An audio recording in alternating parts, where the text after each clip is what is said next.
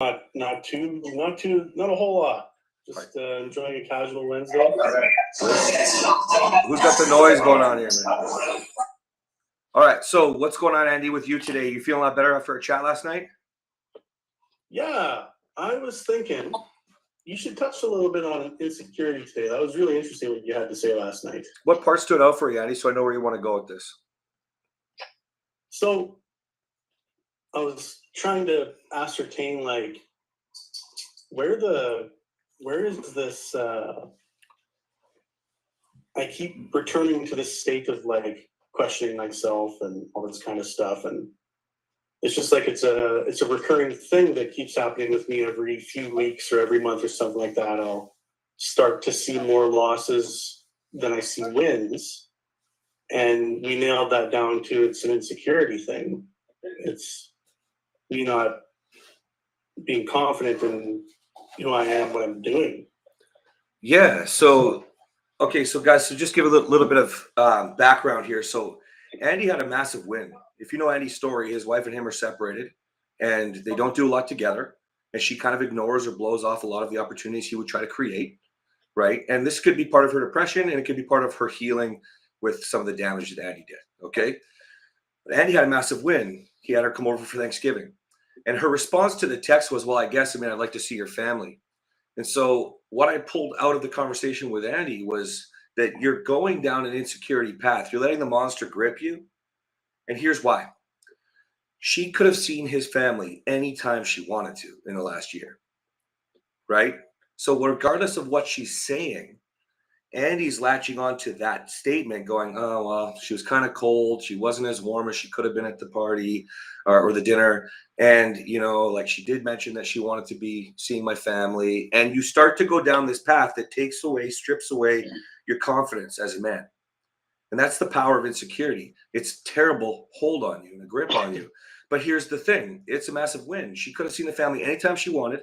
She chose to go. She might not have been able to put out the energy. Andy then, therefore, because his confidence wasn't there and he didn't see that, he went the other directions with insecurity, where he didn't have the energy that you thought you were pretty good with energy, but you could have stepped it up if you weren't hiding a little bit, feeling bad, feeling hurt, Yeah. So what Andy recognized on the call yesterday was that insecurity is more powerful than you will ever understand. And if you guys can appreciate that, your wife doesn't want you, she doesn't respond to you on the phone, she doesn't want to do things with you. Maybe you're doing more with the kids and she's checking out. You're becoming more of her dad and her butler when the roles start to switch again and you start getting involved. All of these things make you feel bad about yourself and dig back into the nice guy. They start scraping that guy who's going to start to lose his control, lose his impact, lose his power, and you start chasing those feelings, right? So if you can really, really think about this, guys, when you're making day-to-day decisions, trying to understand what's going on with your wife, what you want to start doing is recognizing all the different directions your mind is starting to go and what is real, right? Go back to the anxiety training. Start to think about how none of this is real. Now, it potentially could be, but not knowing and just assuming is feeding the monster, feeding your insecurity, right? When I bring this up, guys, is this starting to does this start to get you guys thinking about some of the things? Let's look at you for a second, Dennis, right? Things are pretty good, but you're not being a strong, confident man at home. You're hiding who you are. You're yes, ma'am, yes, ma'am. When you start to think about insecurity coming into that, how does that make you feel? Well, I'll tell you something amazing, actually, because from the outside, people see me as super strong, extremely successful.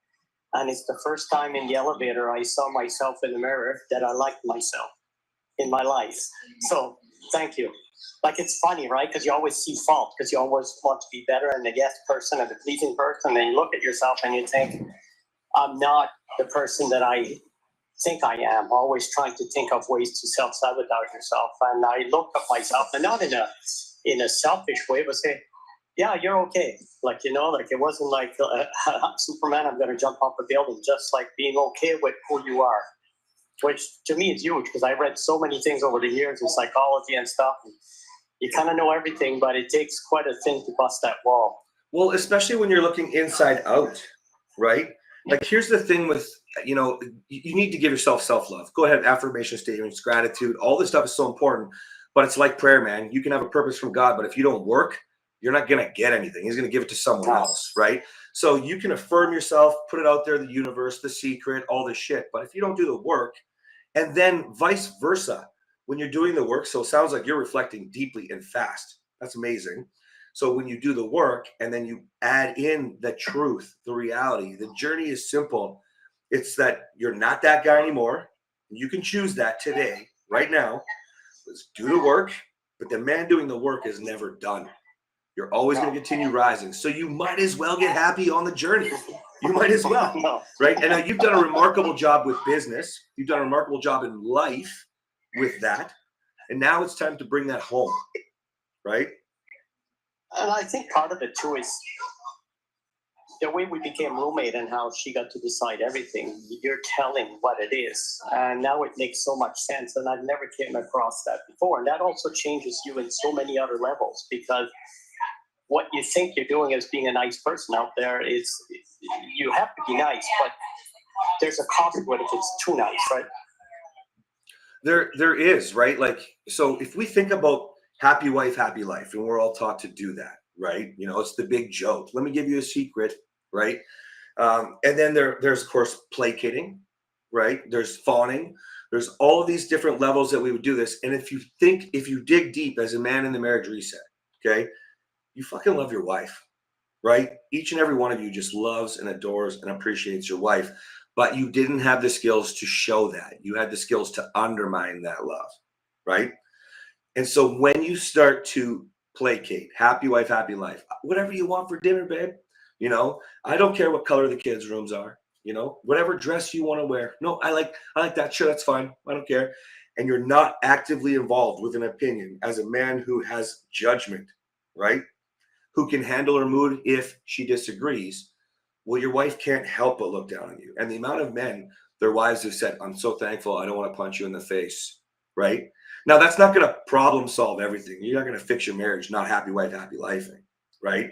Because you still have to bring in the partnership and all this. But when you know your core values, when you know who you are, what you believe in, your principles, the man that you are, and then you go back to this, I'm continuing to do the work. I believe in who I am. I'm happy on the journey. Then that guy can start to make real plans with his wife. That guy can make dreams become realities. That guy can turn a little cuddle. I just want my love language to be into actually she wants to come see you, greet you when you come home, and you feel like you're getting what you need, et cetera, right? So you've gone through everything a lot really fast. Is there anything else that you've reflected on that you want to go over? No, basically, like, I'm starting to plan the weekend, and she's okay with that. So, like, drastic steps. And it's funny because I used to say happy wife, happy life, happy husband, suspicious wife. But, like, I'm telling her, well, okay, find out about your friend if Saturday and Sunday is best, and then I'll plan around this. So it's about our vacation. We were in Bali, Indonesia, and we want to show stuff on a projector, but it's to her sister and her best friend. So I'm letting her direct her side, because she said she wants to find that out first. And I said, I will take care of this, where otherwise she would have. Right, good. So I'm controlling, not controlling, but being part of the planning and taking action, which is what you're talking about. Yeah, and a lot of times your wives will think it's controlling. She's used to doing everything. You know, we had a guy who's just away right now this week, but Jeff's wife was like, you're just trying to manipulate everything, right? So there's ways around that too. Like, you can always say, hey, I was thinking Saturday, let's go here or here at 2:00. Like, you can have things organized and give options, right? Same sort of thing with dinner and stuff. She's a strong woman. She's good about it. I mean, she used to work on the oil rigs, right? Like, and she wants guidance. That's what she says. I don't know who you are because you have no character. Yeah. Yes to everything. All you become is like a blob, right? Or bada papa, they call it. You change shape, whatever they ask for. An airplane, a bus, a car. 100%. If you think about it, this is like the first order change, second order change, right? Remember, I'm teaching you guys that if you want your wife to want more out of the marriage, she's got to want it, right? You can't just try to trick her into it. You can't just get her, manipulate her into it. I'm going to leave if you don't, blah, blah, blah. Boundaries don't work this way, right?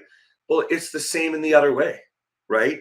She has no idea right now. She wants you to be wanting to be involved, just like you want her to go downtown and enjoy it. You know what I mean? She needs to know that you want to be involved, right? Now, here's the trick though. So what'll happen is, of course, the more you start getting involved, this could be doing things around the house, be it being a man with kids, this could be planning dates, this could be starting conversations, anything, okay? When you start changing, recently we had Matt dealing with finances for the first time in, I think, 17 years or something, right? So what you have to realize is it's going to be abnormal for her. It is out of character for you. And so she's going to want to make sure it's real, or else why hand over the reins? And then men get so upset. I know how to load the dishwasher. Well, listen, dude, if you literally didn't ever really put glasses in the dishwasher, then she's got a system.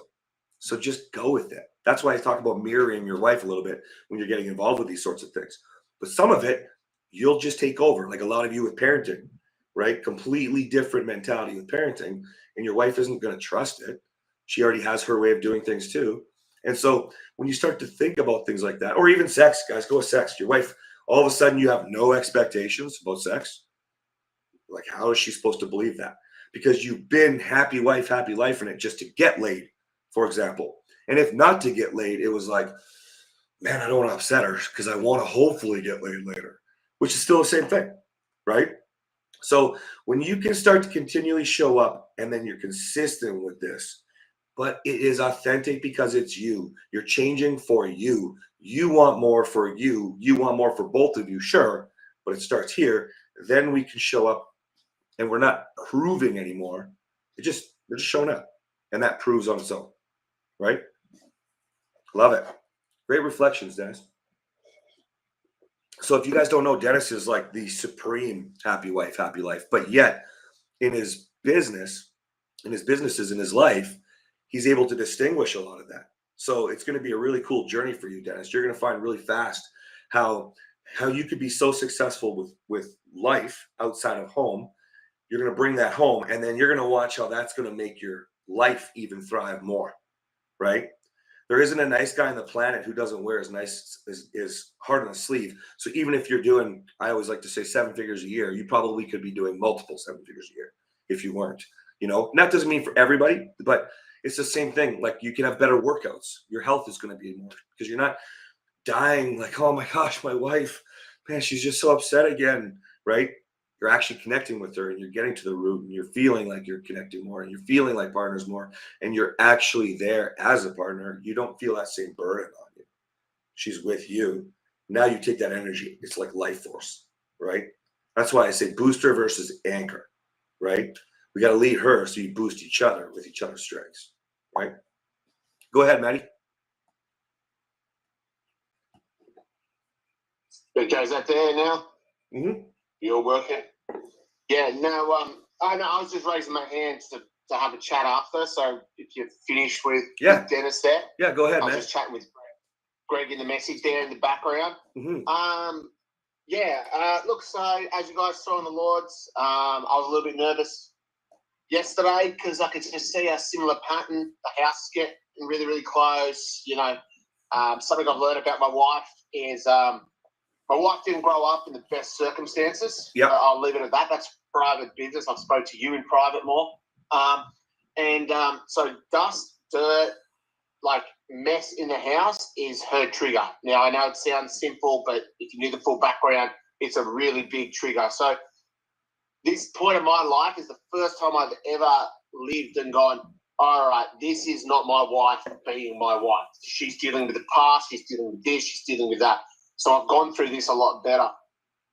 Long story short, things started to compound. Her schedule went crazy. Things weren't where they were meant to be. And I've been really, really trying hard, especially after the suicide of my cousin, my last cousin, which has been 3 now. I've been really heavily, not heavily, but just a few traits that my oldest son has that, you know, was similar to my cousins that I'm like, no, I'm a father. I can take responsibility here. So I've been reconnecting with my oldest son, which has just been unreal. He's decided to play golf with me. So I was real nervous because in the past when she's had to do things and her day sort of spiraled out of control, and got real busy, and there's nothing I can really do about it. And then I've gone about my day. I've come home to like a barrage of, I've done this, I've done that. You went out and played golf with Lachlan, and you did this, and you did that. And anyway, so I spoke to the guys and a lot of the lords and that, and they were really good feedback. And one, you know, you're anticipating. Two, it hasn't happened. Three, you've got the tools, matey. You know how to do this. You know how to do that. And sure enough, you know, Kelly and a few people said, you know, prioritize, Matt. What are you going to? What are you not willing to compromise on, and what can you compromise on? And one of them was I'm not giving up this one-on-one time with my oldest son. It's too bad. I'm not compromising. I'm standing behind this with integrity. I'm not compromising on that. Radio. I had a wrestling match yesterday. I'm not compromising on that. You've known about that. But you know what? All these other little things in the day, I'm going to swap those for things I know that'll help you because it doesn't really affect me. So, sure enough, I came home and the car started ramming. And I was just saying to Greg, the car started ramming this much, just this little bit. And I sat, responded, and I loved it through it. And all in all, by sort of, you know, an hour or so later after she vented, and she actually said to me, she didn't say thanks for letting me vent. She said to me once, just keep letting me vent. And I went, no worries, babe, let's go for it. I love that. Guys, let me interject, Matt, because this is really, really powerful what Matt's learning to do. Your wife is going to go, if she's in her feminine, the emotions flow. Just like if a man is in his feminine, emotions flow. Okay? Now, let's put it in perspective. So we had a bunch of people over for Thanksgiving, and literally, however the conversation went, Catherine's words were, it's amazing. I'm allowed to feel. Doesn't matter if I'm having a bad day. It doesn't matter if I just feel the Holy Spirit and it's just overwhelming me with someone's pain. Doesn't matter what it is. I can feel. And it doesn't matter if it's 1 minute. It doesn't matter if it's 3 hours. I'm just allowed to feel. I'm not making this up, guys. Women need to feel. That's why women like drama. That's why we can put reality shows on, for example, and get some of the drama fixed. It's why we talk about negative emotional tension versus positive emotional tension. But she needs to feel safe enough to feel. And, you know, I want to caution you because so many men get so upset. Oh, it's not fucking fair. Well, that's not fair. Well, if I have to be in control of my emotions, so does she. Listen, dude, do you want to be a man and can you handle a fucking tear? You know what I mean? A scream. Do you have to take it personal? I don't know about you, but when I learned to not take everything so personally, it's liberating. It's freedom, right? The weight's lifted off. And so let your wife feel the way Maddie's describing. She needs that. Yeah. She needs that strength in you. I didn't make this shit up, man. The rock, the shoulder to cry on, right? Go ahead, Matt. You know, so I put a comment in there saying 8 out of 10, and I'm going okay. I've done 8 out of 10 sort of thing, and Pete picked up on that, which I guess I sort of gave myself a score, and I really liked what Pete had to say too, and I just wanted to talk on that quickly because sometimes text doesn't come across. So just wanted you to make sure, Pete, that I was quite grateful for what you said because I know what you say in text, you know, it doesn't have the emotion in the voice sometimes. That's why the voice message, I started to use that a little bit. Cass, I picked that up from what you mentioned. But yeah, I said, Pete was like, whoa, sort of thing. Like, you know, one safe reaction will undo everything. And I tried to get on and explain a little bit more was, no, I wasn't like, I didn't do 8 good ones and 10 bad ones. So I gave myself an 8 out of 10 because, you know, there was a bit of car ramming and maybe 1 or 2 I didn't react to. I went a bit quiet because I couldn't process it quick enough. And she did turn around. She goes, oh, you're just not going to say anything now. And then I sort of recovered and was like, no, it's okay. I could have acknowledged you a bit quicker. I just, the brain was a little overloaded. Yeah, that was very good feedback there too, because it doesn't only take that one safe reaction. She could ram for an hour. You could be hammering at home, and you just give that one safe reaction, like, come on, give me a break or something like that. Well, yeah, guys, it can be frustrating sometimes letting your wife feel, right? Of course. And you just got to remember, you don't have to be perfect with this.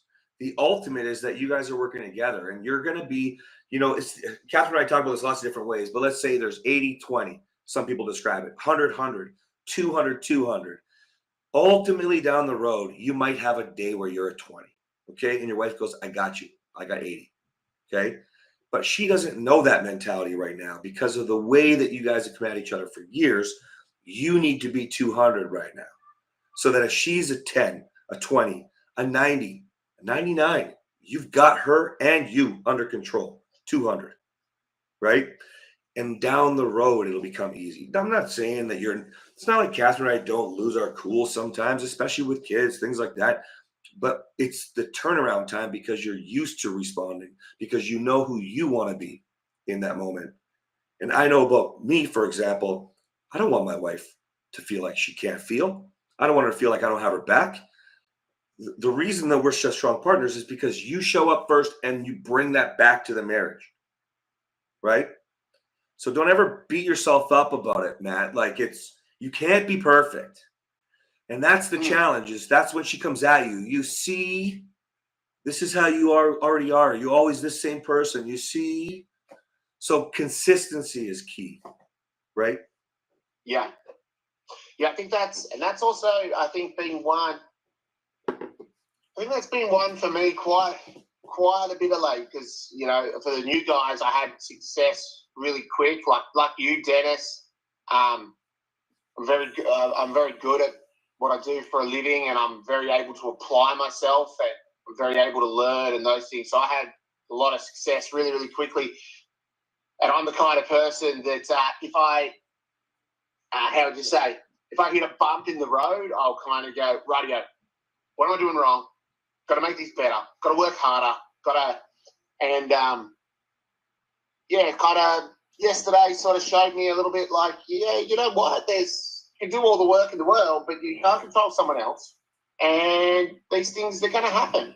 They're going to happen, and you're going to have little, like, not quite get it right, but it's how you recover, keep the consistency, go again, keep going. Yeah, if you're always thinking about who you are. I've got a guy right now who's his wife 20 years. She's like, he just prioritized work, only work. He's a lot like you guys, right? And he only cared about building his business. So now when he's showing up, she's like, well, this doesn't matter. Or why didn't we do this for the last 15 years? Why didn't we do this for the last 20 years? And it's constant. And so he constantly sends me messages, and he's the frustration is there, right? At the end of the day, hold up. Who do you want to be? What is it that you want? She's hung up on that because of the way that the marriage went. Forget blame for a second on you, on her, whatever. It's just where you're at. But you know you want more. You know you don't like feeling frustrated. So just keep doing what you need to do. Keep showing up and proving to yourself that this guy is doing what it takes. Right? It doesn't matter. Like you just said, you can't control her. It doesn't matter if she doesn't believe you. Who do you want to be? That's it. Because the moment you start acting on the frustration, that's the insecurity that Andy was talking about, right? It's like Catherine and I did a podcast yesterday. We were talking about anger. Anger is nothing. Anger is not the problem. Anger is the symptom that you're seeing. The real problem is the deep-rooted. Fuck, man, is it ever going to work for her? Oh, I don't want to deal with this shit right now. Oh, man, she's still mad about that? That's anxiety over I'm not good enough. Nothing's ever going to work. It takes two. Why can't we get through this? I just want to be happy. All that's anxiety and insecurity, man. Identify where you're at. You can fix the problem. But that's why anger management doesn't work. It's all fucking bullshit, in my opinion. It's because we're not addressing the actual issue. We're addressing the symptom of what you're actually going through. Right? All right. Maddie, do you have any questions? Like you need help with anything, or you feel kind of reset? No, I'm pretty darn good. I think the only thing I'd actually really, really throw out there is Lords has really started to kick back up. We're pretty quiet for a couple of weeks. I just think the only thing I would really add in there is for everyone, anyone who's on here who's not hasn't been sort of relying on, but it seems to be all the guys who are on here right now, the guys who use it a lot, is just how good that was, you know, and just how really well that can work. You know, like 4 or 5 guys got back to me yesterday. I mean, and keep blowing smoke up his ass too, Andy. I mean, you know, what he threw out just for dealing with my cousin's funeral and the family, like getting on and leaning on the Lord's and taking all those different opinions and putting your thing together is such a great resource. Yeah, man, I unreal. cannot stress this enough. The power of working with the Lords, with working with other men. It's a mastermind. That's what it is. Yeah. Right? People pay sometimes $50,000 or more for a mastermind. You have very intelligent men in this program. And all walks of life, all kinds of backgrounds, all different experiences. So lean on each other. You don't have to do this alone. Listen, if we could do it on our own, we wouldn't have needed help in the first place. We already would have the marriage we want, right? Myself included, guys, right? Sometimes you guys might think that, well, you know, you figured it out. Yeah, but I did that because I got help. I did that because I hired somebody. I did that because I took a course. I read a book. Even if you read a book, that's getting help, right? So don't ever buy into anyone. I don't care who they are, how much money they have, how perfect their marriage is. I don't care how good their body is. If they say to you that they did this on their own, they're lying. There isn't a successful person on the planet that did it on their own. And some of you don't even know it was your wife for your business, for example. It was just the right person talking at the right time that kickstarted you into your diet. Whatever it is, that means you took help.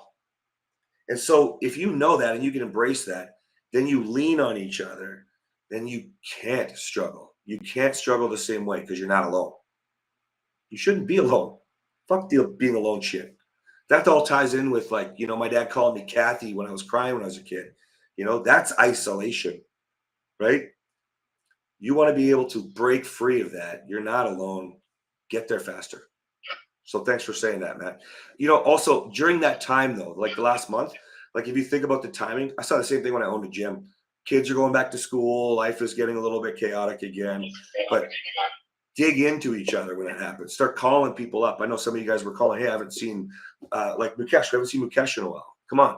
Share comes on only when he has a problem. No, that's the problem. You're waiting to the last minute, right? You should be always engaged, right? All right. Excuse me, Greg, check in, please. What do you want to know? It's been really good, actually, really good still. I guess the little win yesterday was I had tried to kind of just be fun and flirtatious and kind of initiate to get, you know, Taylor to go back to the bedroom. She declined, but normally her response would be, you know, kind of that awkward look or kind of annoyed, awkward look. And all right, the one that makes you feel gross. Yeah, it makes you feel gross. And yesterday, I think my comment to her was like something about, you know, going to get an appetizer before dinner, you know, in the bedroom kind of thing. And she kind of gave me, I thought I was going to get that look. And she goes, how about maybe dessert? And I was like, all right, like, that's cool. Like, that's not normally her standard response. And it didn't go anywhere when we went back to the bedroom. And I think in past cases, I would have taken that as, you know, I would have looked at that as like, well, what the hell? Like, you made it sound like we were going to go back and do something. Yeah. And it didn't happen. It didn't really bother me at all. And I actually turned it around and started talking to her about, you know, I was talking to you, I think it was last week, how she stopped taking some medication recently. Yep. And so I actually just kind of turned it around and started asking her about that and how she's been feeling in the last week. And we kind of started talking for like another half hour about it. And then she basically just kind of rolled over, gave me a hug and thanked me for, you know, being in tune with what's going on and asking her about how she was feeling about it. I mean, it was a huge win, even though it didn't go at all how I'd initially planned. Stop it right there. This is a huge win. Forget the rest. And I'll tell you why. Guys, listen to the power of this. You know, in the reset, when I talk about listening, you should be able to talk to your wife and ask her about something that happened 3 days, 3 weeks, 3 months ago. It should matter to you. Now, here's the actual win. You know, you guys get into a mind frame, and I was there, trust me, whether you don't want to fight, whether you want more sex, whatever it is, you get into the mindset of like, oh man, like it's not going fast enough.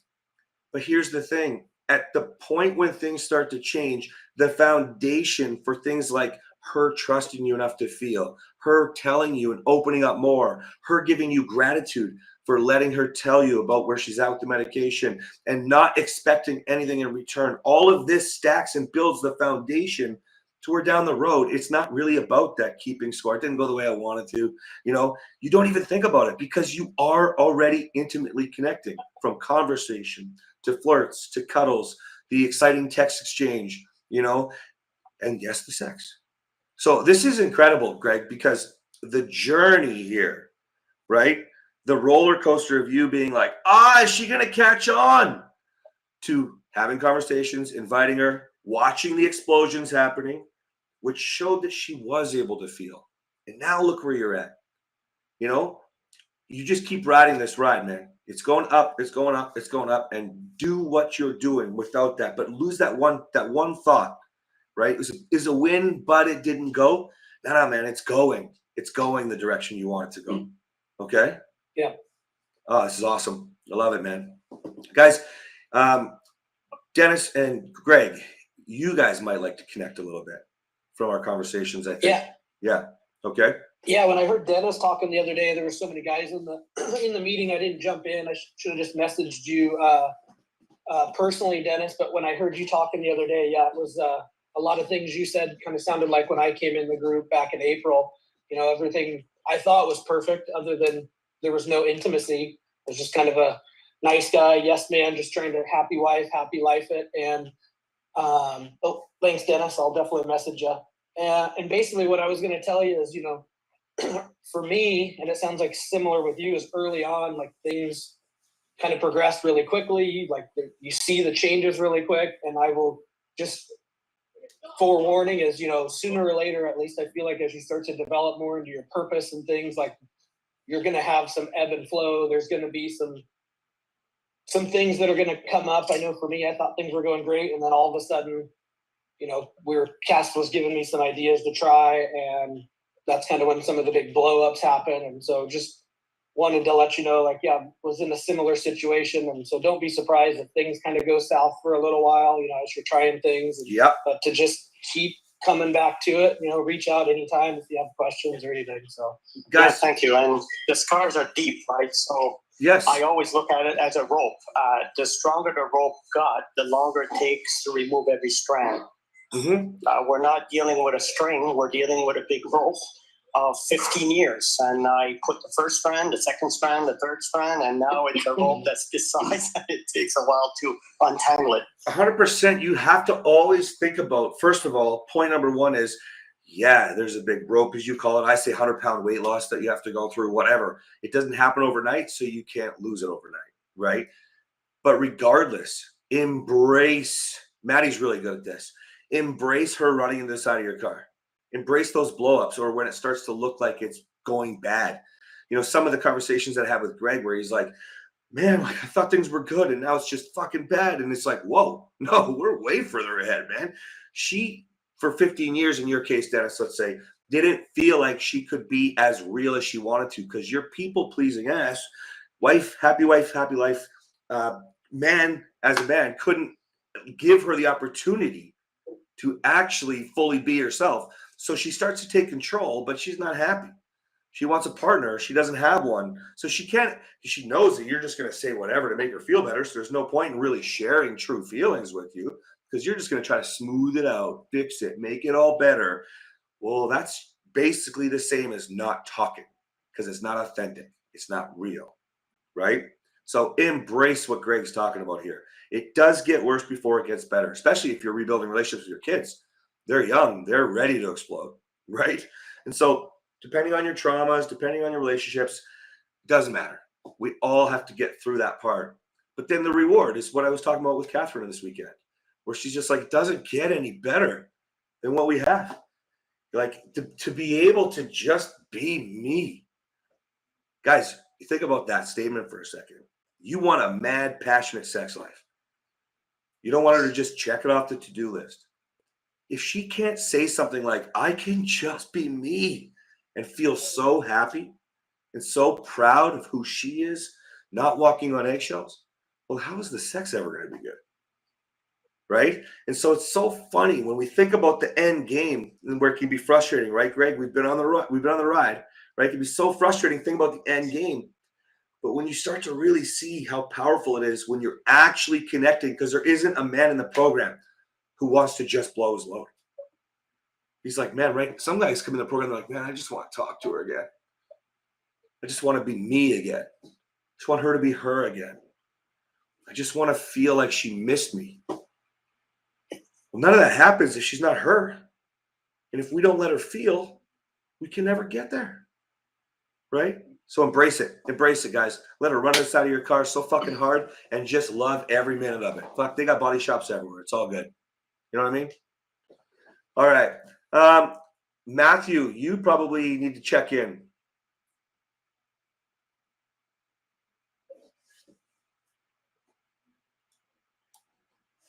What's up? This is it, man. Where are things at? I think they're progressively getting better. So,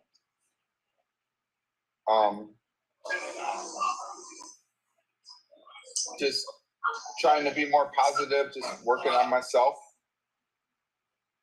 Been setting up dates with her. I set up a date with her for tomorrow. I'm gonna come home and bring her lunch and in the middle of the workday and spend some time with her before I go back out. So we're gonna have a little lunch date tomorrow. Thinking about bringing a small bouquet of flowers, of her favorite kind of flower, you know. Why do you sound so down right now if things are better? Oh, I'm not down. Do I No? sound down? Yeah, you don't sound strong, confident. Things are moving forward. I'm so excited. No, I guess no. I don't mean to sound that way. I'm just I'm just trying to keep these dates going and just keep showing her, keep making time for her out of my busy schedule and show her that she's a priority and seems to be working. She hasn't been turning me down for any dates. All right, so switch your mindset a little bit. So think about it like, yeah, I'm busy. We're all fucking busy. She is a priority. It's not about showing her she's a priority. It's about prioritizing her, right? Mm-hmm. So what is it that you want? Well, think about that expression I used earlier. What are you doing 1 year, 2 years, 5 years, 10, 20 years from now? What is that guy doing? That guy's fucking excited. He's coming home. He's having this awesome lunch with his wife, right? And he's got this other thing planned. And then with you guys are planning some things together and whatever, right? So think about that. Not trying to put the responsibility on yourself to make sure she likes it, she feels prioritized. Just fucking prioritize. We're all busy. You have your plans. And think about that. Stop there. Okay. Right? Okay. And she's opening up to me, venting a little bit more. My nice guy got the best of me a little bit this morning, and I had to kind of catch myself. I was leaving for work, and she did almost like a frustration sigh, and then I just said, "Hey, is everything all right?" And she's like, "Oh, I got to get the stuff ready for work, and then I have to, put the dishwasher through a cleaning cycle, and there's dishes in it." And I'm like, "Do you want me to empty the dishwasher before I go so it's done for you?" She said, "No, she said, I'm just venting to you. I'm not asking you to do it for me." I said, "Oh, okay." So, yeah, my nice guy. "Oh, you want me to empty the dishwasher?" That's a good reflection. That's a good reflection for you, buddy, because that's your tendency is to just try to go solve the problem, but you're already leaving for work, right? Proactively, that's the sort of thing you pay attention to. If you even think about prioritizing your wife, that's a stressful area for her, that time of the day with the dishwasher. Proactively fucking do it at nighttime. You know what I mean? Like you just get into a groove where you're being a partner, and then that kind of stuff will just be alleviated. It's not fixing, it's not solving her problem, it's not letting her feel. It's like that's a solvable fucking problem. You know what I mean? Yeah, I just thought it was good that she's venting to me though. So yeah, it is, dude. It's also very positive for you because she's not venting to you about you. She's just venting. So that's I'm not sure how much that happens, but that's the first time I've ever heard you talk about that. Usually it's her coming down on you, right? So is that a newer thing that she's just opening up? Yeah, a little bit, I think so. And I just got to remember, she doesn't need me to fix it. She just needs me to listen and understand. Hands down, the fastest way to ruin your wife opening up, sharing, allowing herself to feel, becoming apologetically herself, the fastest way to ruin that is to fix whatever problem she has every time she's venting, communicating, opening up, and starting to share. You don't need to fix Oh, that's got me in trouble in the past, big time, bro. It's every fucking man. It's every man. When we first got married, every time she had an issue or she was mad about something, I came out and said, was it something I did? And her first response would be like, well, no, it was nothing you did, but now that you made it about yourself, now you're a part of the equation. I'm like, oh shit, I got myself in fucking trouble. Yeah, I always assume it's because of me, and because of that, I was a self-fulfilling prophecy. So then I became part of the problem. You get what I'm saying? Hands down, we perpetuate it. We make it fucking happen by using logic to fix emotion, right? And fix everything to smooth it out to happy wife, happy life. You perpetuate, you create the exact scenario that you don't want. Right? Mm-hmm. Somebody messaged, I think this was maybe directed at you, Matt, but it was something about, well, I'm not a mind reader, right?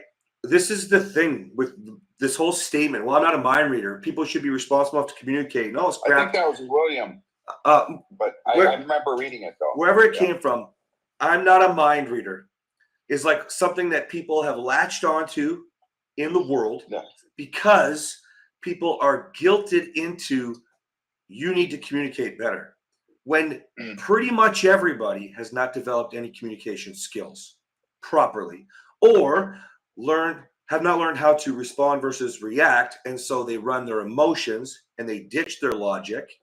Okay. And so you defend yourself with I'm not a mind reader.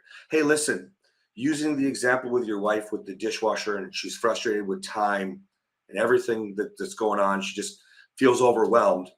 Listen, you're right. You're not a mind reader. You don't have to say that. When she's ready, she's going to go, thanks for listening.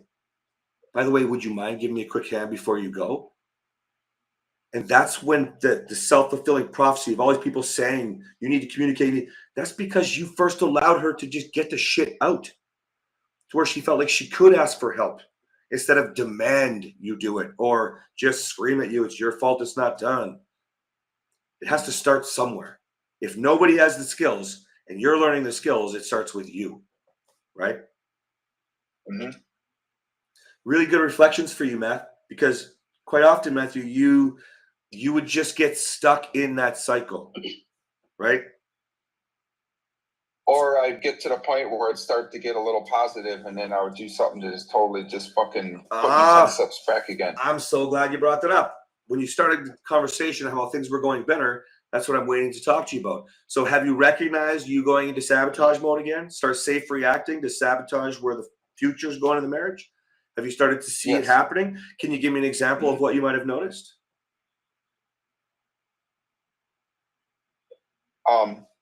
Just keeping myself, I'm just trying to keep myself in check a little bit more and not be so like needy is a big thing where I'm okay if I don't get a hug or a kiss from her. I don't always have to touch her and things like that. I don't always have to be around her every waking moment. I've been kind of a little bit more distant, but yet I've been there for her.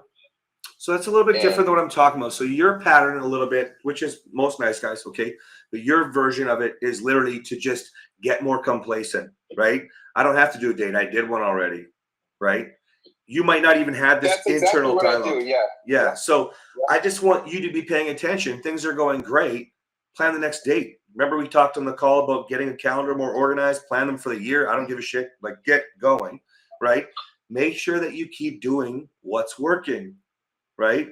One of those things for you was also involving her with the dates, right? Don't stop with your showing your affection, your lover's list, things like that. Because what your tendency is to do what a lot of guys is, which is just things are going great, so I can just chill. Or it's not even I can just chill. It's that I better chill because things are going great. And that's the safe reaction you don't even realize. That's your subconscious talking. Okay? No, you hit it right there, yeah. So pay attention as you're moving forward day to day, right? It could be as simple as I don't want to respond to her text right now. Okay? Pay attention.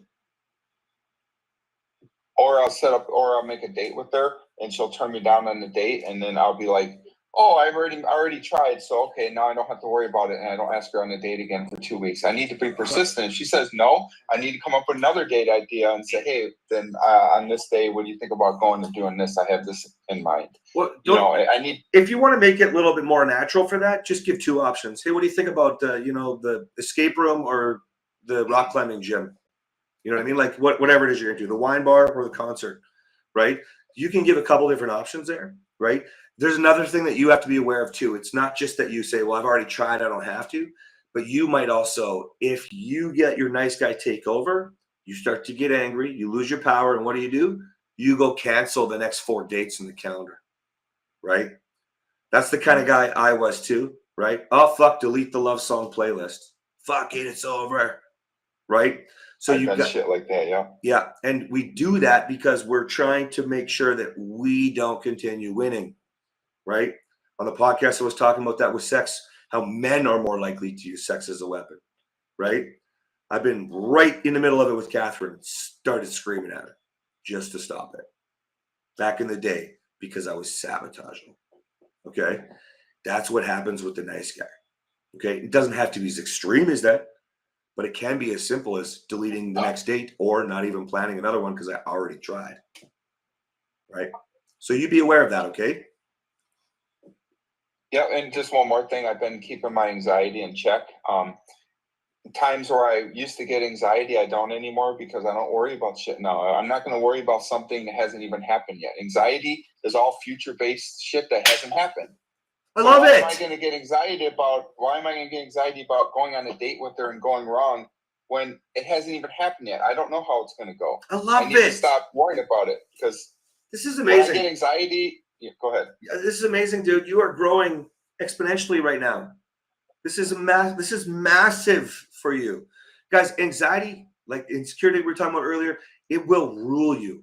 It will rule you. And what a wonderful reflection. Think about it like that. So it's like when you don't initiate a conversation, if you don't want to go into your home because you're assuming the worst, if you don't initiate sex because you assume you're going to get rejected, it's really about how you show up when she runs on the side of your car for all of the rejections. Doesn't matter what happens. It's how you show up and respond because you have no idea. I'm just going to use an easy one. Let's just say she had something super excited happen to her in the day, found the new puppy she wants to get. And all of a sudden that mood you thought was going to be brutal was actually not. And you just fucked up because you assumed the worst. It doesn't matter how bad it is every day. It could easily be something, that one connection, that it starts the next one. So you don't let anxiety rule you. That is 100% right. You have no idea. It's a fear-based state about the negative that you think is going to happen.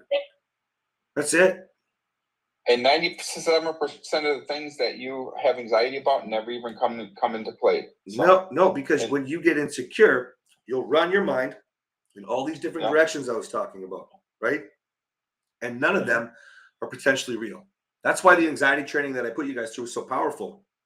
The more you can let your mind run and learn to deal with what that feels like, understanding what you truly are feeling and what's actually real, then you're going to start to realize that none of this is like you're making up your own reality.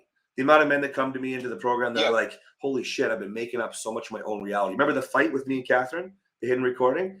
Like, that's my own freaking reality that wasn't real, right? And unfortunately, that's what I do. 100%. Nice guys do this. And so unfortunately, you have to come to grips with the fact that you don't actually always see what's really going on. That's why people think you're a narcissist, even though you might not actually be a narcissist, right? It's because you just are in your own zone, man. Cognitive distortions. It's not real. The best example is that gum story that I have, right? I'm going to throw the gum out the window. There's a car there, so I don't want to. 30 seconds goes by where I got the gum in my hand, and Catherine goes, do you want me to take the gum and throw it out my window? And what I heard in my reality was, you're fucking gross for holding gum in your hand for so long. Lost my shit. Then Catherine, hey, babe, I'm on the same team. There's just no cars out my window. She even knew why I was holding the gum in my hand. Okay? So always assuming, that's the thing. But we let our assumptions, that insecurity, that anxiety rule us, and it's not real. Think about what my reflection was after. It's literally thinking that she thought I was gross. Right? What is that? Is that actually means, am I good enough? Does she love me? Does she want me? Right? So, back to you, Dennis, if you're thinking about happy wife, happy life, okay? We're either in this state of mind, give, want to make her happy. Or by the time we get through the triangle, we end up going, well, fuck you. Right? That doesn't work. Yeah. No. And it's so funny. You get so sophisticated in life, and then you treat your relationship like a child, right? And it's all based on screw up. I call it a virus in your subconscious that you haven't been able to clean it off, right? No, but you know what else? I like that virus in your subconscious, but I also really think it's important. I don't love therapy, but there are tools that work. And I think one of them is recognizing the scared little boy or little girl that's inside of you, that is acting out of fear, out of anxiety, insecurity, making these assumptions, right? I know none of you have a girl inside of you, but if you think about your wife, right? She's just got her own shit, her own version of that. And the subconscious is so good at limiting you because it protects you, right? Your body wants the easy way out. Whether you're talking about physically, whether you're talking about mentally, your body tries to make it easy. That's why we store fat for later, right? If your body wants, your subconscious wants to keep you, the mind is the same thing, it wants to keep you safe. But just because it doesn't mean it knows what it's doing. You have to program the real skills. You have to use them, practice them, adopt them so they go from conscious effort to subconscious. Like when you're driving, you don't even know how you got here. You want everything to be natural, responding without thinking, right? It doesn't mean we won't always. I have to catch myself lots of times, right? Ooh, babe, sorry, there's a little bit of tone there. Let me say that again. You know what I mean? Yeah. Practice. And that's why, Greg, like you never have, that was actually Matt, sorry. That's why you never have to think about being perfect. I got 10 out of 10 perfect responses. Good luck, man. Life's always coming at you. You know what I mean? All right. Let me just tell you, 2 months ago, I would have been nervous about a date. I'll set up a date and she'll say, yeah, okay, let's do this. And then I'll be like, oh shit, what am I going to say? What am I going to do? I'm not even fucking nervous. I'm going to show up. I'm going to have a little bouquet of flowers. I'm going to say, I love you, babe. I'm just going to be myself and just be relaxed and cool. There's no reason why I need to get nervous anymore, because that's what's fucking me up, is I build myself up so bad. So when we get to the date, I got so much anxiety going on that I get brain fogged and I don't know what to say. You know what I mean? Well, that's because you're letting anxiety rule you there. Well, what if she doesn't like it? What if I don't know what to say? What if she doesn't laugh? What if she doesn't want to have sex later? Whatever it is, right? And what'll happen is that's what you're thinking about. So how can you be natural, confident, and bring an energy that's going to encourage conversation, laughter, goals, sex, right? If she can't feel anything positive, like negative anxiety is what? It's negative, right? Yeah. Insecurity is negative, right? If she feels that's your energy, then what kind of conversation are you going to have? Negative. Yeah. Right? Instead, I'm going to be happy, excited. Woo. Yeah, there you go. And by the way, just the way that you spoke a moment ago, that's the guy I was talking about. When you started coming on talking about what I'm doing, I got the dates, and I said, what's going on? You don't seem like you're all in. What's going on? And you're like, I don't know. There's a difference in your shift. So let me encourage you again, guys. When you are talking together, when you're talking to me, that could be all it takes to shift you, right? The amount of men, especially the one-on-ones who are reaching out all the time, right? When they go, fuck, oh man, I'm going to lose my mind. And then they have a conversation and it could be like 1 minute, it could be 10. All of a sudden it's a mental shift. Lean on each other for that. Because otherwise, what do? You lean on your wife in the wrong state and you put it on her to turn your mood around when it's our job to control our own energy.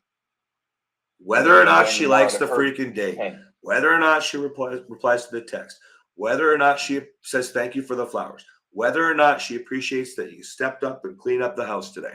I don't give a shit what it is, because none of that has anything to do with her. Starts first with you, and then you bring the energy, and then it has everything to do with her. Because if you think back to the very first date, and here's where all the victim men on social media, they all upset. Well, that's bullshit. Why do I always have to be the one, blah, blah, blah. Listen, man, if you were a fucking lame-ass, boring bitch with negative energy on your first date, you wouldn't have even had a second date. So shut the fuck up and bring some fucking energy. If you went there and complained about your job the whole fucking time, she wouldn't have wanted to see you again. If you went there and you were fucking dirty and smelly, she probably wouldn't want to see you again. I said probably because that one there could be like you coming after work, but I mean, not on a first date probably, right? If you're farting for her, in front of her, for her, that's so funny I said for her. If you're farting in front of her, right? Like, come on, man. Do you expect her to go downtown? No. And that's the power of this. So don't ever let yourself lose your power and get into this victim mindset of it's not fair. Think back to what I talked about with Catherine on the weekend, how she's talking about how amazing it is to feel, to not worry, to be herself.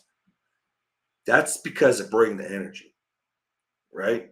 Because it's fun for her, it's safe for her. And that's the same thing you have to do. So Matthew, that confidence that you just showed right there, you just shared, that you're starting to experience more and more of, just like Andy, this is for you too. You guys need to maintain that guy. Do what Andy did yesterday. He reached out right away the moment he started to feel different, questioning. Why? We don't want to lose momentum. We want to make sure we're always moving you forward. Okay? So Matt, that might look like she trashes you right before. Well, I'm still doing the date. You coming? You know what I mean? Like, I mean, you have flowers. I do the, she loves me. She loves me. She loves me. You know what I mean? Don't even give her the she loves me not. You just keep bringing the energy, man. Go where you want to go. Because your wife is going to push back to make sure it's real. You know it. That's how she does it with you. So I want you to follow through, okay? No problem. I've been very persistent lately with her, so, and I think that's why she's coming around a little bit too. Normally I'd back off and I won't try something again. I've been trying stuff, this don't work, I'll go around and I'll take this avenue. If that don't work, I'll go around this avenue. I've been keep trying and trying, and I think she's starting to like that. Because normally I would just give up and be a scared little boy, you know? Yeah, 100%. Now level it up. So not just the dates, but be a little bit more engaging about the life that she has, what's going on. You know, I'll give you an example. I remember you guys having a conversation about her not wanting to work. Go talk to her about that again. How do you feel about that these days? You know, have you thought about different goals, different dreams, different things that you'd like to do? Or are you super happy with where you're at? Right? Go get deep with her. Still that while she knows that she can trust you, where she can build on that strength with you. Right? 2 words John Gottman always says, be curious. I love curiosity, man. I think it's the most it's the most underrated feeling that anybody has. It's because most people only care about themselves. Right? You know, it's like when you meet somebody and your first question is, what do you do for a living? Well, entrepreneurs like me will love that question. Okay. But at the same time, if you think about the power of what's your top 5 favorite things to do besides work, and you get to know someone then, right? I'm not saying we don't need to know what they do for a living or don't want to. Excuse me. But when you actually care because you're curious and you do want to know, that's appealing. Well, how do you think that goes with your wife? What do you think happens as people know each other so well? Stop asking questions. Listen, you are changing every single day now. So what is she doing? Greg, do you remember way back when you were like, well, I don't know, maybe Taylor's doing some stuff for growth. I don't even know. I'm like, fucking ask her. Right? What are you up to these days, man?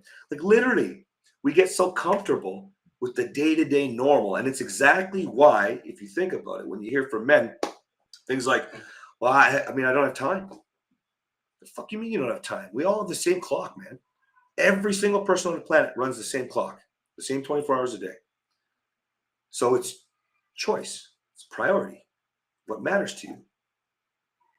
I want to throw this out to the Lords. One thing my wife has been responding very well to is if something happens to her throughout the day, I'll say, how does that make you feel? Oh my God, she loves that word. How does that make you feel? Because then she'll tell me how she felt. And it's like her opening up to me then, you know? Excuse me. I love that, but don't say make you feel. How do you feel about that?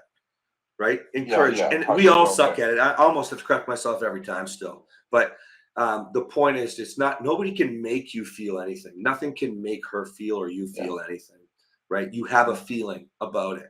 So the only reason I say that is just because it's a little level up. I also recognize that almost every time, even that I share with you guys how to share feelings, I still have to check myself on that, right? I correct myself a lot of times with it. So it's just a challenging one, I think. I'm not exactly sure why, because it's not like we spent a lot of time practicing the real feelings. I think probably because we spent more time puking our feelings, you know, but encourage the behavior the way that she would learn too, right? Does that make sense? Mhm. But I love that, man. I think it's really, really important. If you want to encourage your wife to feel, use curiosity and ask her how she feels.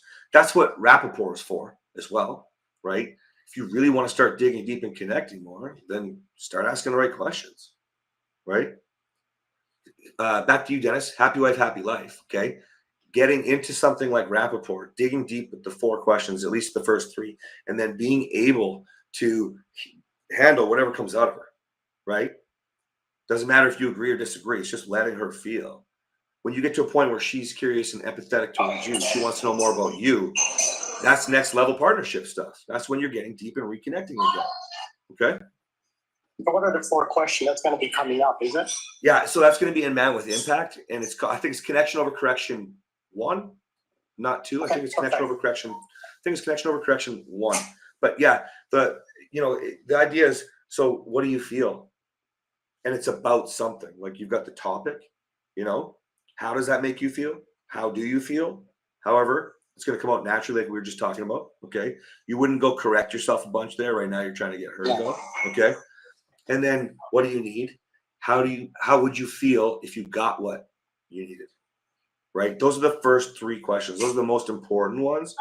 And the reason is simple. So I'm going to use this was like probably the most difficult rapport that Catherine and I ever had. But how do you feel when I assaulted you? Right? When I forced myself on you, right? And to let her get that out and not defend myself. That's the whole thing with rapport is you're listening, you're taking notes, you're repeating back what she said, you're confirming that you got it correct, right? So a good rapport, when you get good at this, could be like 5 minutes.